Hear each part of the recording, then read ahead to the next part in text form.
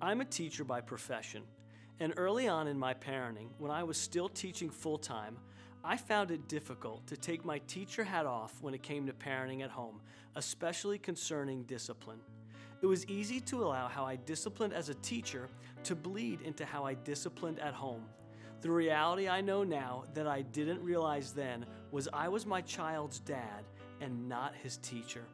The discipline practices and strategies that worked wonders in my classroom with my students seemed to flop with my son at home.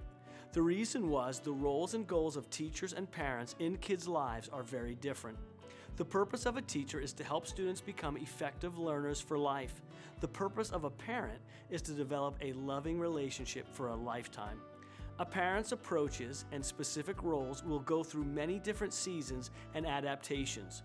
Still, no matter the season of life we find our children and ourselves in, the goal remains the same: creating a loving relational bond. Well, back to my story.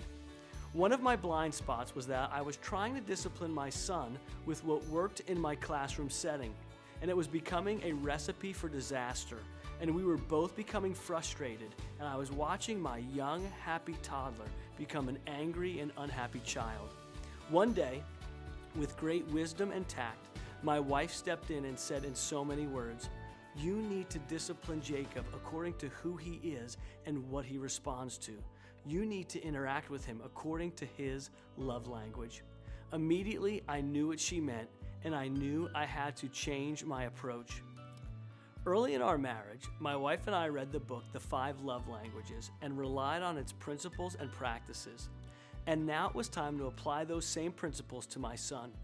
As we began this journey with our oldest, we picked up the book, The 5 Love Languages for Children. The results were rapid, and when I started to interact with and discipline my child according to his love language, he responded attentively and positively. Here's the reality: there is no foolproof method to discipline, but there are healthy ways to discipline that communicate care, compassion, and clear expectations. Ways that allow our children to feel seen, heard, and known. In The 5 Love Languages for Children, author Dr. Gary Chapman states, "The question is not, do you love your children? The question is, do your children feel loved?" If the goal of parenting is a relationship, then we need to be relational in our approach. We need to see our children as persons made in the image of God, who were made uniquely and wonderfully. Someone I know once said this: "Children are not a problem to be solved, but a wonder to behold." So as we move forward, let us remember this key point Dr. Gary Chapman shares. If a child feels loved by their parent, they are far more open to their correction and discipline. And this approach can go far beyond effectiveness in discipline.